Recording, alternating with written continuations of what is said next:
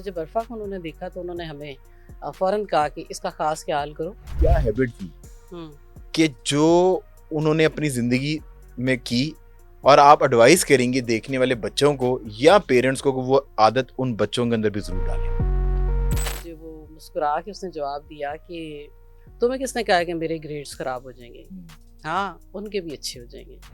School आ रहे हैं, जा रहे हैं, कॉलेज आ रहे हैं, जा रहे हैं और फिर वहाँ से बहुत सारे वाक़यात मुझे पता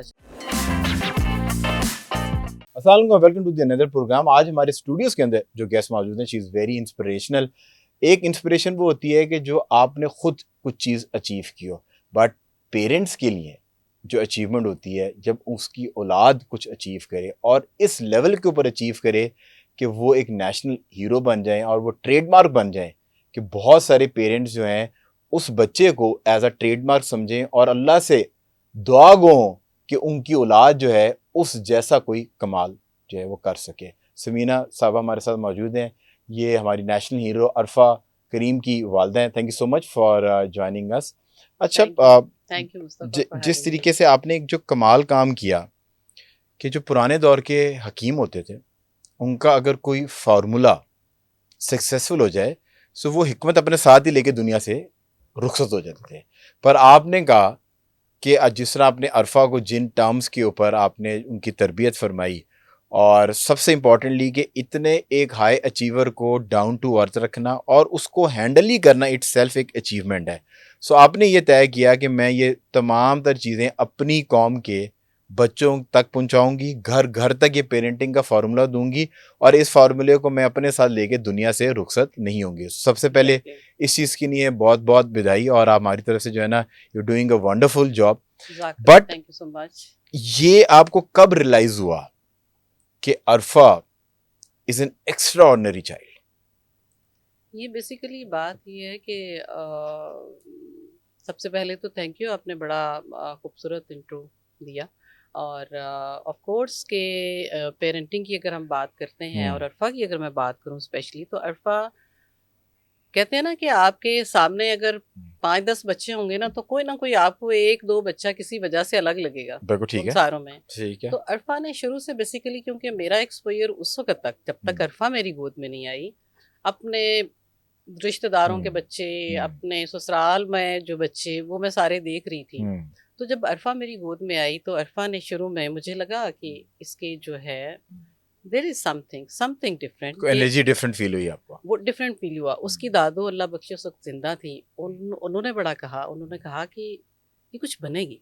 सही। कहती हैं उनके अपने नवासे नवासियां भी थे, लेकिन उन्होंने कहा कि इसको देख के अंदाजा हो रहा है कि कुछ बनेगी। अच्छा, छोटी सी एज में जिस तरीके से जो उसकी लाइट थी उसकी आंखों में, और जितनी जल्दी वो इंडिपेंडेंट होना चाह रही थी, वरना बच्चे माँ के साथ चिपके और इस तरह रहते हैं, लेकिन वो उसका दिल होता था भी बस अब आप लोगों ने, बस मैं आ गई हूँ ना, अब मैं संभाल लूंगी सारा कुछ। सही है। तो वो उसकी दादों ने भी सारा कुछ नोट किया, फिर उसने शो भी कर दिया। फिर उसकी सबसे बड़ी बात ये थी कि वो बहुत जल्दी उसने बोलना शुरू किया और हर चीज एज इट इज रिपीट करने शुरू हो गई। अच्छा, ये किस ये एज नोटिस का किया, वाकया बता रही हैं ये कि जब तकरीबन 1.5 साल। शी स्टार्टेड स्पीकिंग हाँ बिल्कुल। और उसमें कोई लुगत या कोई? उसमें नहीं नहीं, बिल्कुल भी बिल्कुल नहीं। साफ जुबान से। साफ जुबान थी और छोटे छोटे, तो वो दादों के साथ अल्लाह करना, नमाज पढ़ना, छोटे छोटे कलमा, आयतल कुर्सी का थोड़ा थोड़ा सा, बिस्मिल्लाह, दुरूद शरीफ का थोड़ा सा, मतलब थोड़ा थोड़ा उसको आता था। टच शुरू हो गया ना देना, हमने जो शुरू किया, कलमा उसको पूरा ही आता था। सही है। और उसके बाद जो ये जो 1.25-2 साल की जब ये तकरीबन हुई है ना, if I am not wrong, तो हम गाड़ी में चल जा रहे थे कहीं, तो कोई गाना इंडिया का लगा हुआ था, तो उसने एज इट इज उसके साथ गाना शुरू कर दिया। ये हमारे रियली? लिए बड़ी हैरत की बात थी। हमने कहा ये क्या?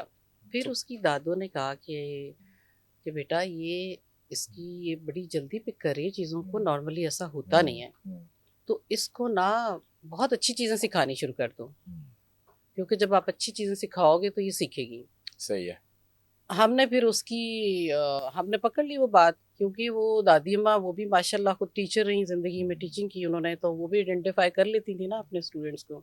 तो जब अरफा को उन्होंने देखा तो उन्होंने हमें फ़ौरन कहा कि इसका ख़ास ख्याल करो, ये इसके अंदर बहुत, ये शी इज़ वेरी टैलेंटेड।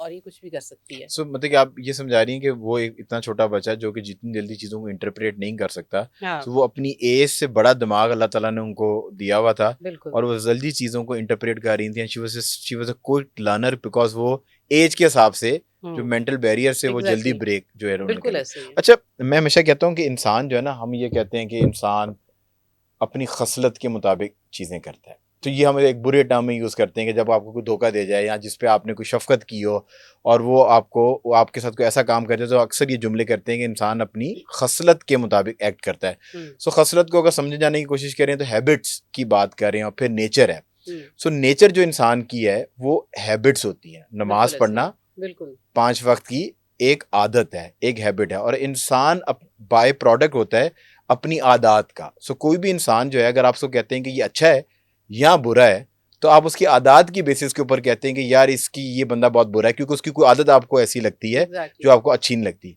सो अरफा की हुँ, एक ऐसी क्या हैबिट थी हुँ। कि जो उन्होंने अपनी ज़िंदगी में की और आप एडवाइस करेंगे देखने वाले बच्चों को या पेरेंट्स को कि वो आदत उन बच्चों के अंदर भी ज़रूर डालें? वाह! बड़ी हेल्पफुल किस्म का बच्चा थी। ठीक है। एम्पैथी कूट-कूट के भरी हुँ, हुई थी उसमें। हुँ, हँसने-खेलने वाली, हुँ, दोस्त बनाने वाली, उनको सरप्राइज़ देने वाली, उनकी सेलिब्रेशंस में खुश होने वाली। हुँ, अक्सर होता है बच्चे बड़े सेल्फ सेंटर्ड हो जाते हैं, बड़े सेल्फिश हो जाते हैं जब उनके एग्ज़ाम होते हैं ना, तो वो नोट्स जो बनाते हैं they don't want to share with anybody ठीक एल्स है। कि जी मेरी मेहनत है, मैंने बनाया है। अरफा की फ्रेंड ने मुझे एक किस्सा सुनाया। उसने मुझे बताया कि आंटी इसके ना जब हमारे एग्ज़ाम होने वाले थे ना, तो अरफा ने नोट्स बनाए तो कुछ बच्चियाँ परेशान बैठी हुई थी, तो अरफा की आदत थी कि वो कोई बजाय इसके कि कोई उसको हेल्प के लिए कहे, वो खुद देख के रीच उस आउट तक करती है, पहुँचती ठीक थी है। प्रोएक्टिवली। तो कहती है अरफा वहाँ गई तो उसने कहा कि क्यों परेशान बैठी हो? उन्होंने कहा कि ये नोट्स नहीं हमारे बने ना, केमिस्ट्री या फिज़िक्स के थे, तो पेपर सर पे आ गए हैं, अब तो टाइम ही नहीं रहा, क्या करें? तो अरफा कहती लो इतनी सी बात है, ये कौन सी परेशानी की बात, मैंने बनाया हुआ है, तो जाओ फ़ोटोकॉपी करवाओ तो इसको पढ़ लो। कहती है मैंने उसको ना, जैसे वो बच्चियाँ यूँ कोनी मारती हैं कि अरफा, बाद में कहती है मैंने उसको समझाया कि अपने ग्रेड्स का ख़्याल करो, तुम क्या कर रही हो, तुम सबको ही दे रही हो नोट्स। तो कहती है आंटी उसने मुझे वो मुस्कुरा के उसने जवाब दिया कि तुम्हें किसने कहा है कि मेरे ग्रेड्स ख़राब हो जाएँगे? हाँ, उनके भी अच्छे हो जाएँगे। मैं ये कहती हूँ बच्चियों से कि कितनी ही बच्चियाँ ऐसी हैं जो ये अप्रोच रखती हैं। हम लोग बच्चे जो आजकल के बच्चे मैं देख रही हूँ, उनको उनका दिल ये होता है कि सिर्फ़ हम सक्सेसफुल हो जाएँ, बाकियों से उन्हें गर्ज़ नहीं होता। वो चाहती होती थी कि मैं तो हूँ लेकिन मेरे साथ मेरी सारी क्लास सक्सेसफुल हो जाए। टीम की लीडर भी थी, हेड गर्ल भी थी, हाई अचीवर भी थी। आईटी का आपको पता है उस वक़्त तो बच्चों को पता ही सो नहीं होता जो था। आपने बात की, मेरे दिमाग में जो है ना वो एक मुहावरा आ गया कि नसीब से ज़्यादा और वक़्त से पहले कुछ हुँ, भी नहीं मिलता। तो जो आपके नसीब में सक्सेस अल्लाह ने लिखी हुई है, वो सक्सेस आपको मिलनी है। वो अगर आप किसी की मदद करेंगे या अपना इल्म किसी को बाँट देंगे, हुँ, तो वो कम नहीं होगी। बट जिस तरह एग्ज़ैक्टली। आपने बताया कि at very young age when she was पौने 2 साल की थीं या 2 साल की थीं, सो हुँ, आपने कहा कि वो गाना जो भी चल रहा था गाड़ी के अंदर, उसको एज़ इट इज़ गाने की या एज़ इट इज़ जुमला कोशिश की बोलने उसने, की हाँ, कोशिश की है। बिल्कुल। सो जब औलाद जो है ना, जब आप वालिद बनते हैं ना, तो बहुत सारे लोग जो देख रहे हैं जो वालिदैन नहीं हैं, हुँ, तो वो शायद इस फीलिंग को उस तरीके से ना समझ ना पाएँ जो मैं समझाना की कोशिश कर रहा हूँ। पर जब वालिदैन बनते हैं ना, सो आपकी अपने बच्चों की तरफ कामयाबी से ज़्यादा ना प्रोटेक्शन वाली नज़र होती है कि यार मेरे बच्चे का कोई जो है ना कोई जिस्मानी, कोई ज़हनी किसी तरह का नुकसान ना हो। So when she was becoming successful at such a young age, so कभी आपको ये होता था कि या अल्लाह she is too brilliant for her age, तो खुदा ना खास्ता इसको कोई नुकसान ना हो जाए? देखिए माँ-बाप बिल्कुल प्रोटेक्टिव हुँ, होते हैं और होना हुँ, चाहिए भी, हुँ, और स्पेशली बेटियों की अगर बात हो हुँ, तो ज़रूर होना चाहिए। हुँ, लेकिन ऑफ कोर्स नुकसान 2 तरह के होते हैं ना, कि एक नुकसान, नुकसान भी एक बहुत बड़ी टर्म है, तो जिसके अंदर आप डिफ़ाइन कर लें कि क्राइटेरिया कौन-सा होता है। एक होती है बात कि बच्चे की उसकी पर्सनैलिटी को लेके और उसके इंटेलेक्चुअलिज़्म को लेके एक आप थोड़े से आपको होता है कि यस ये खुदा ना ख़ास्ता इसको नज़र ना लग जाए, खुदा ना ख़ास्ता ये हाईजैक ना हो जाए, गलत लोगों में ना उठना बैठना शुरू कर दे, क्योंकि जो बच्चा पिक करता है ना तो उसकी ये भी बात होती है कि वो हर तरह की चीज़ पिक करता है फिर। सही ठीक है। तो इसलिए इस बात में एज़ मदर कितना ही रोल कोई अदा करता है, ये मदर पे डिपेंड करता है। अच्छा मैं अब नॉर्मल देखती हूँ, मैं नहीं कहती कि किस वजह से है, लेकिन ज़्यादातर बच्चे बच्चियाँ ड्राइवर्स के रहमो करम पे हैं, स्कूल आ रहे हैं जा रहे हैं, कॉलेज आ रहे हैं जा रहे हैं, और फिर वहाँ से बहुत सारे वाकयात मुझे पता चले जिसमें वो ड्राइवर को इन्वॉल्व कर लेते हैं पैसे देके सही है, ठीक है। कि ऐसे कह देना तुम, ऐसे कह देना। अच्छा, ये बड़ी खौफनाक सूरत हाल है। मैं समझती हूँ कि माओं को मैक्सिमम हद तक, जिस हद तक भी वो कर सकें, बच्चों का पिक एंड ड्रॉप खुद करना चाहिए। मैं अरफा के साथ साथ होती थी, मैं बीमार हूँ, मैं ठीक हूँ, मैं बिजी हूँ, मेरे लिए दुनिया के सारे काम बाद में जिससे थे। आप अरफा के साथ करती थी कि अपने दोनों साहबजादों के साथ भी इसी तरह? नहीं, बच्चों के साथ, सारों बेटों के साथ भी? बेटों के साथ देखिए, ठीक है। Equally, it's equally important.